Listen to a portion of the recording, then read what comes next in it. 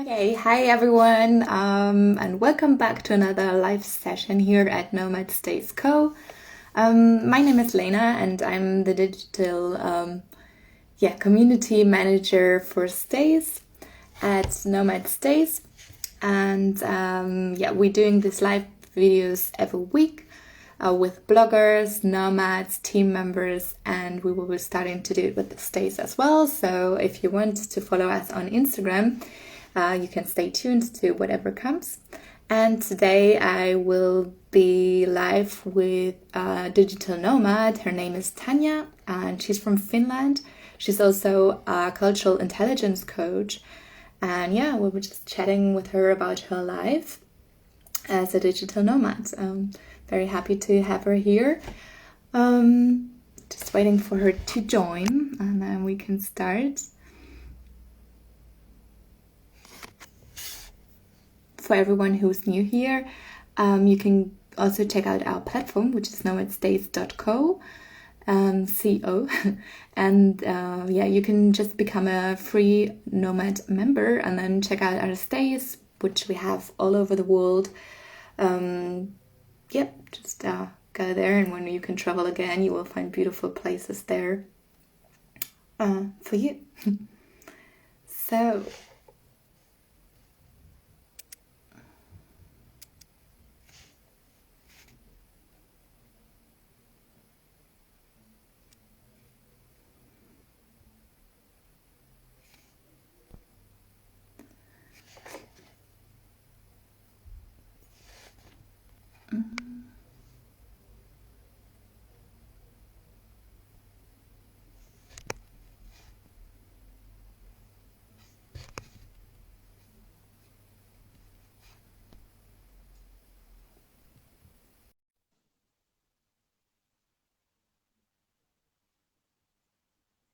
Just trying to get Tanja into a call. And there she is.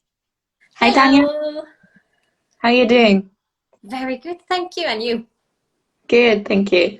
I was just saying to everyone else watching that you are a digital nomad and a coach for cultural intelligence. Yes. But maybe you want to tell us a little bit about yourself. Yeah, so I'm currently located in Finland and I work as a cultural intelligence coach. I started my company last year, so still quite new. And what I basically do is to help people to communicate with people who are coming from different cultural backgrounds, just to sum it up. Cool. Sounds very interesting. We will be talking about that a little later. Maybe let's start at the beginning, when you started your journey. Have you started being a digital nomad a year ago as well, or did you start earlier? That was kind of our dream, but because COVID kind of hit us, we decided to stay in Finland because here it's, I would say, relatively easy to compare to a lot of other countries. But just last week we were discussing moving to Spain, and I've been living in France, I've been living in Argentina, I've been living in Australia. So, I have a lot of background when it comes to, living abroad, but it's just, the situation. We found that Finland has been kind of the best spot for us at the moment.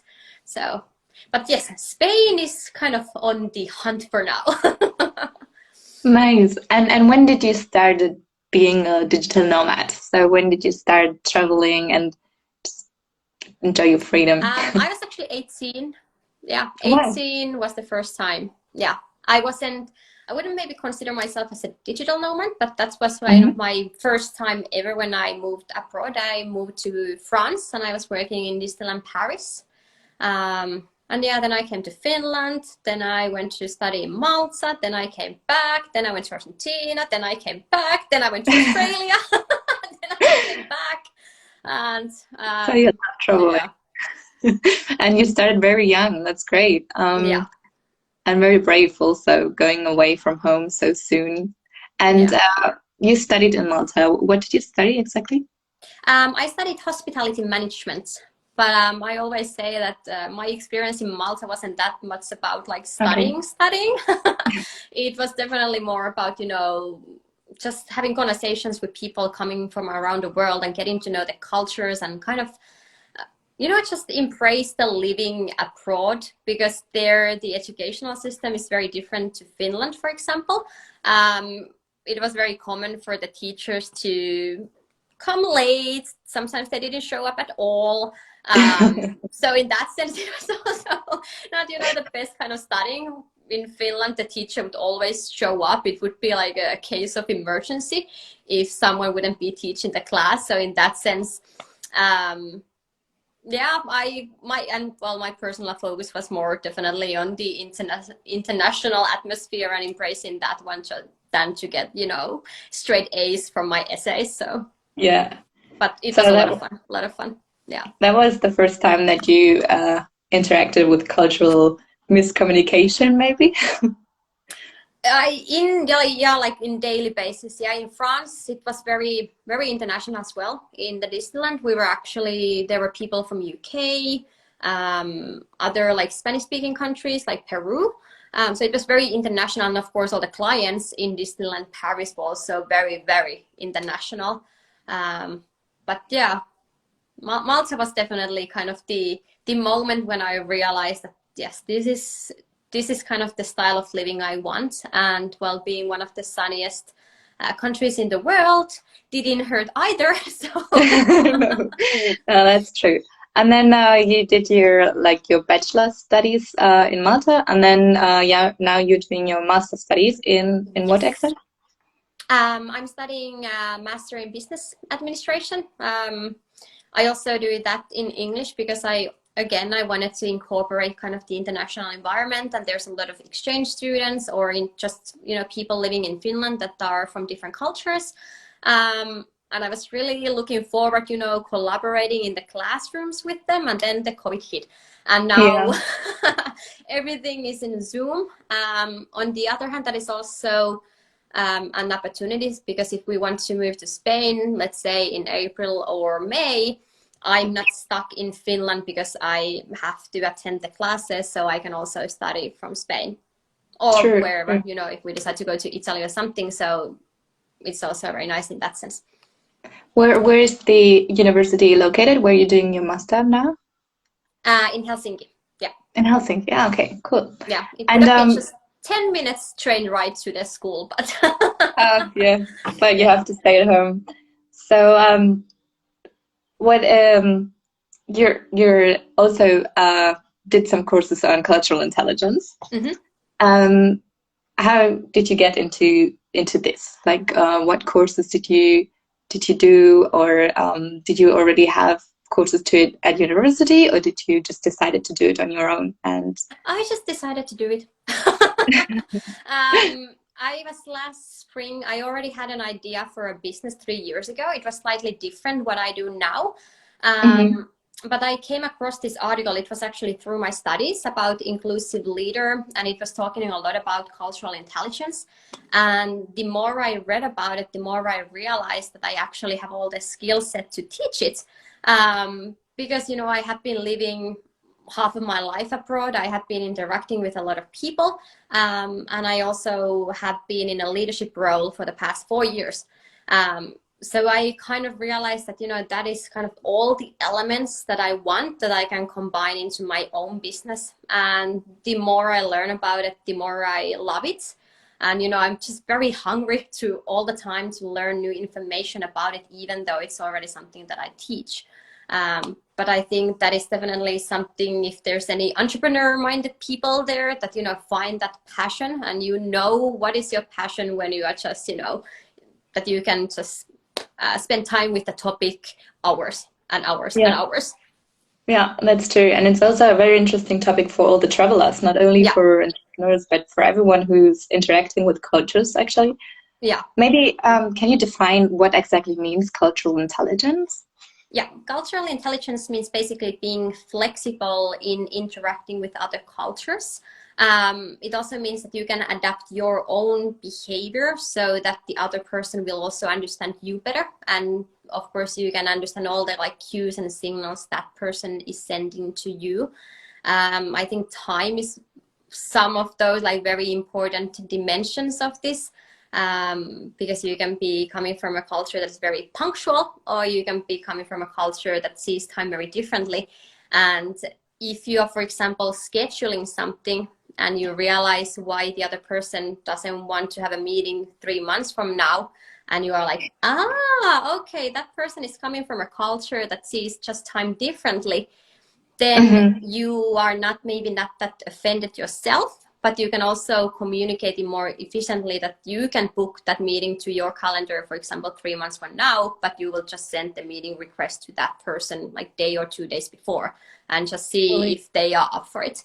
But just, kind of understanding these sort of aspects helps when you travel. For example, just, whether you are traveling and the buses will run on time, helps you a lot. That if you can rely on the public transportation or not, because then you can also plan your day accordingly. Like, okay, like if I need to catch a train like 12:02, I know the train is gonna be 12:02 there in Germany, for example. If you want to catch a train in India 12:02, it may be 1:02, it can be 2:02, depending, how just it works there. So maybe you don't plan that strict schedules if you go to a country where the time orientation is a bit different. Sure. So one very important thing is to observe the environment when you're traveling, and to observe like the culture, and then to understand what is different to your own culture, right? Yeah. I think everything actually starts knowing yourself and knowing kind of how kind of the culture where you were born influences the way you behave. Like, for example, the punctuality is very important to me. So whenever I've been going to Mexico, for example, when I was there first time 5 years ago, it was tough to me that we made plans and then it took an hour or 2 hours to actually get there, for example, to a restaurant. Or when you say goodbye to everyone in Finland, it's just like, okay, bye-bye, and then you go out of the door. But when you are in Mexico, it may take half an hour. And then you may do it like once, or you may do it and twice. You are like, okay, like we are about to leave, and then someone, starts a discussion again. So just understanding that sort of flexibility helped kind of reducing my stress levels as well. So I didn't put that much expectations on being on time all the time when I've been on Mexico. And, it has helped. I think, understanding all these like different dimensions helps to reduce your own stress levels tremendously. Okay, cool. And do you feel like people need more knowledge about that? Like people are missing cultural intelligence knowledge when they're traveling? I think when you travel, you kind of start to learn it, but you don't probably acknowledge or be aware what it is that you're actually learning. When you read it, it kind of starts making more sense to you. Or when you hear it, like, time, like, that is actually, true, that was the thing that was causing me a lot of stress. Or if you are working with a person who wants to work in a different way, for example, when it comes to a boss, I always like very low hierarchy. I want kind of my boss to be my friend as well, but that is very absurd idea to people coming most of China or Japan, where the hierarchy is very strict.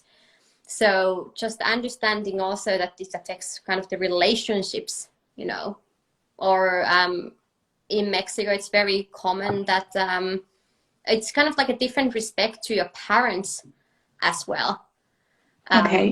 The way you treat your parents in Mexico than you treat in Finland. I'm not saying that in Finland we treat our parents badly, but it's just kind of like a different sort of respect. So it kind of affects, in that sense, to the relationships that you and the bond that you create with other travelers as well. Sure. And so it's very important for communication as well to like understand it. And also, as I understand, it's very important for internal communication inside businesses. So are you having a lot of business that are having problems with that when they come to you? Yeah.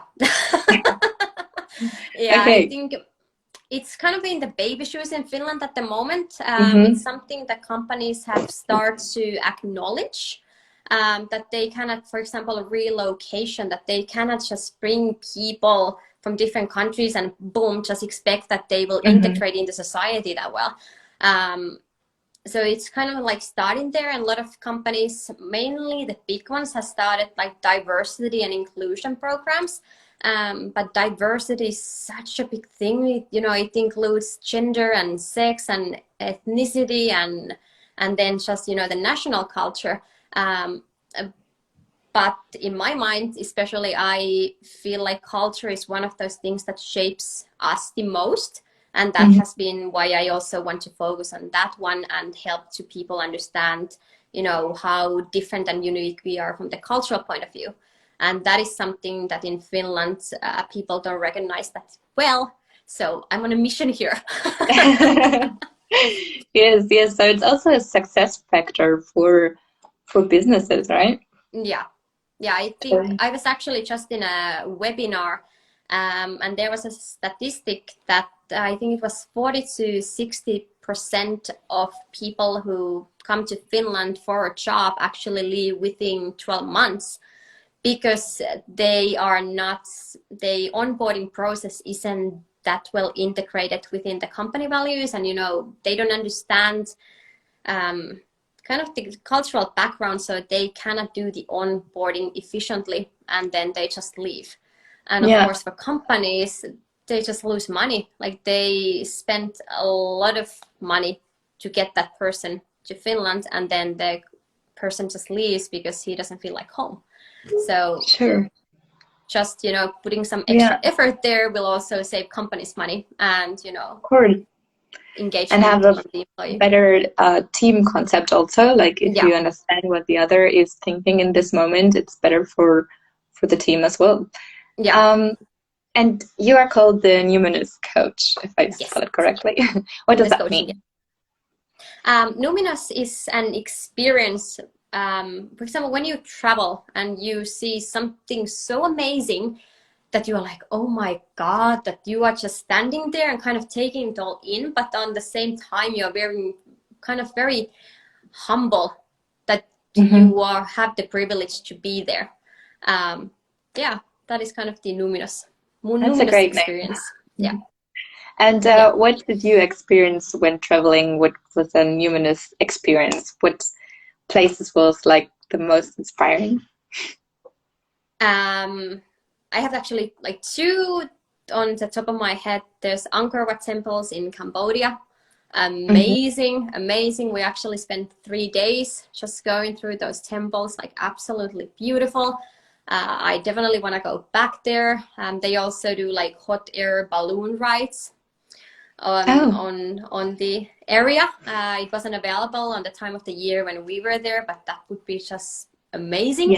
And the other one was when we were in Mexico last time, and we went to this place that kind of resembles Grand Canyon, and we did zip lining like across those canyons, and I think it's one of the most biggest and like tallest zip lines in the world, and that was amazing. Wow. Terrifying in the beginning. Yeah, that was sure. I had the first glide like across these two canyons, so I thought I would die. I did not. But yeah, that was definitely, when you did that zip lining and then you went from on top of one canyon to another one, and then you were just taking like all that scenery, and it was, that was very amazing. You're very adventurous, I see. Yes. That's great. That's great. So what are your plans for this year? You're going to Spain, you said, right? Yes. Or that's your plan? The Spain would be kind of the goal for now. I'm just hoping that at the moment there's the state of emergency still, and the COVID is kind of going worse there as well. So I'm hoping that, by April or May, it will get better. I would also like to graduate. To get my officially my master's degree. That would be great. And then just see what life brings. I think that is kind of the most exciting part of being a digital nomad, that you don't have to kind of make plans to stick in one place for a certain amount of time. You can just go and then feel the place, and it's like I want a warmer place, or I want more palm trees, or I actually prefer the mountain view at the moment. Then you can just go and take your business and just move wherever you feel most home. Just wandering around. Great. So Exactly, the wanderlust. exactly. Yeah. So you are working from home mainly with your business, and now with your studies, you're Yeah. working from home as well. So what are the Yeah. pros and the cons of working from home for everyone maybe out there who's not working from home yet? What do you recommend about it? What are you like, oh, this could be like something I dislike? Well, I think definitely the pros are that you can feel very comfy close all the time. Definitely a pro. You don't have to do your makeup every day necessarily, and it's kind of like very relaxed environment. And it's kind of easier to schedule your day because you can decide, well, mostly you can decide, you know, when you are gonna do and what. You don't have to necessarily work from 9 to 5. You can, well, what I do is that I usually work from 10 to 1, then I have a little break, and then I work again later on in the evening. I would say probably the negative side is, you know, just that everything is based on your home in our like 50 square meter home. It's the work, it's the studies, it's the free time. And sometimes, you know, those collapse a lot. There are days that I'm like, did I actually have like one single hour when I did not work? Especially when you do social media, I feel like that is kind of overlapping a lot with what you would consider free time. You're watching TV, but at the same time you're creating a post, or you're watching TV and you're replying on the comments, or so that is very like overlapping with the free time. So that's probably, you know, the negative thing here. And then, well, I like to interact with people and you cannot see them face to face. So definitely negative side, but well, I think if and when hopefully the COVID gets better, I don't necessarily need to meet people in my business. I love the idea, you know, that I can, you know, just travel around the world, but then during my free time, it would be nice to, you know, meet my friends or meet locals. And get, you know, that human to human connection. Sure. And now, and what keeps you motivated when you're like at home and you feel like, oh, I could just lay on the couch and go through my TikTok, go through Instagram? What keeps you motivated to do your own content and to work? I think, well, just browsing through other people's content and see how well they are doing, you know, what they are creating. It's like, okay, like this is very cool. Like I can kind of modify this to be my stuff as well. And I think it's okay if there are like days when you don't feel motivated. Like it's the same when you have a full-time job. Like not every day is the best day, and you just have to accept it. And I also have my dog. I think he has been like he's turning 4 today. Yeah, he's definitely, you know, when I'm feeling like, oh my god, like this post didn't go anywhere, or like, like this client just said no. Then I just give a hug to my dog, and I was like, okay, feeling better now. So yeah, get a dog. Are you traveling with your dog? I've been traveling a lot with him in Finland. We haven't traveled abroad yet, but I think if and when we go to Spain, we'll take him with us. We were supposed to go to Mexico last year as well, before we realized how bad COVID is in Mexico, and I was already Googling like all the stuff. I was getting him the passport because pets need a passport to travel. But yeah, I think I will take him. But in Finland, he's very accustomed to travel with me in the trains, in the bus, in taxis, like everywhere I can take my dog, I take him. I think I would even go grocery shopping with him if it was allowed here, but it's not. But yeah, he has been with me in a restaurant, so he's very easy dog in that sense to travel with. So yeah, excited to report when that day. That's a good travel partner. He's not like saying everything against what you want to do or where you want to go. He just comes with you wherever you go. Yeah, exactly. Exactly. Okay, and maybe let's get to social media, because we were talking about this before. Which social media platforms do you use the most for your business? I used Instagram. I also started creating TikToks lately. And now I found this amazing app called Clubhouse. yeah, I'm just addicted. I joined last weekend and I have spent Oh, wow. there hours. I would say that's Okay. like it's a good and a bad to be home because you have all the time available, but there has been so interesting conversations there. Last Tuesday I thought that I'm just gonna visit this one room and be there for 30 minutes. I ended up being there for 4 hours. But I just love Wow. it. Like it's kind of what I've been missing also now that I've been staying home, because there you can meet a lot of like-minded people. There's even groups about, being a digital nomad, so you can also just meet entrepreneurs around the world. There are groups for people who are just, traveling, or they are expats, or they are just interested in culture. So I feel like I kind of found my tribe there. Wow, great. And yeah, yeah. So Clubhouse. That's so cool to hear because I have an Android phone, so I'm not able to have Oh, the app, yeah. which is so sad. So it's so great to hear that you do enjoy it. So I'm hoping that it will be available for not iOS phones as well. And Yeah. and do you think you can connect to people there as well, or is it just the time that you are in the chat room that you connect to these people, or is it something that you like get good connections from Clubhouse? For sure. If there's anyone who doesn't know what is Clubhouse, it's basically an audio-based social media platform. So you just enter the rooms and it's very on time, and you just, click the microphone and you speak. There's a lot of gurus that you can ask questions that give you tips, but that is what I like the most. That is very authentic. You cannot fake anything. It's happening like real time, and you just press the microphone and you say whatever comes out of your mouth. So you cannot fake it. Yeah. Or you can, just listen to other people's conversation. But I met already, like within these like couple of days, I met so many interesting people. Started, having conversations with a lot of them. On Tuesday, I'm gonna moderate a room with this person. I spent the 4 hours in the room with. So I think it's Cool. definitely a platform to also network and create those connections. I've heard similar stories for a lot of people, and I think one of the best things about it is that that there are these like gurus on like they're like coaches, they are like social media managers, they are like people who have millions of TikTok followers, and you can just ask questions for free, and Hmm. they go and they check, for example, your Instagram, and they give you tips how you can improve them. Or they go and check your TikToks and say like, okay, like I saw this video has been doing well, like you should just modify this and this and this.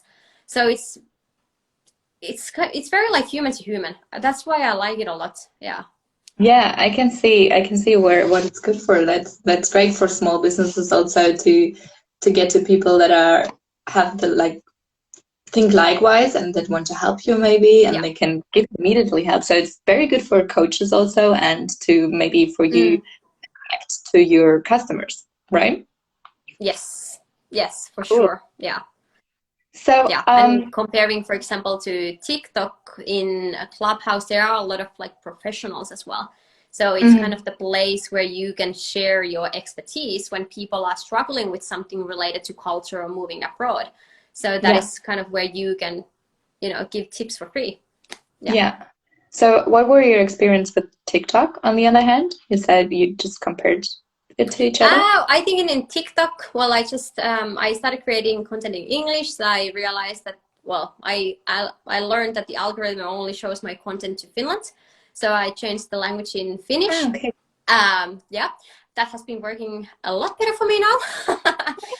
But I think in TikTok, you just have to keep in mind that the audience is very different. It's a lot younger.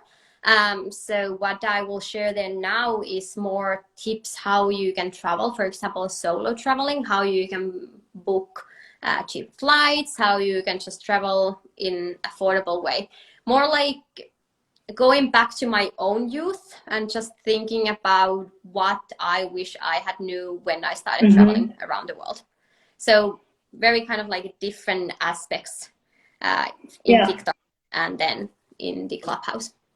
Yeah, that's very interesting for people out there. So, you'll probably call it the same on TikTok as here on Instagram. Is that Yes. correct? Yes. Okay, so everyone who wants to check out, just go and follow her everywhere on each social media platform, TikTok, Clubhouse. Yes. The Numinous Coaching, correct? Yes. Correct. Okay, and she's also a blogger for our blog, which is globaladventurenomads.com. And yeah, I'm very happy to have you here today. It was a real nice chat, a very interesting life story you have. And yeah, thank you very much. Thank you so much. It was happy to be here, and hopefully we can do this again soon, hopefully from Spain. So. Oh yeah, that would be great. Maybe I get to a warmer place myself as well. I'm in Germany and I'm freezing, but Yeah. not as much as in Helsinki I would be. Yeah. Okay, great. So have a good day or a good Yes. evening. You And too. see you soon. Bye bye. Yes. Bye bye. So again, thanks everyone for watching. And yeah, stay tuned on our Instagram account if you want to see more interviews like that with nomads, bloggers, stays, and our team members. So yeah, have a good day. Bye bye.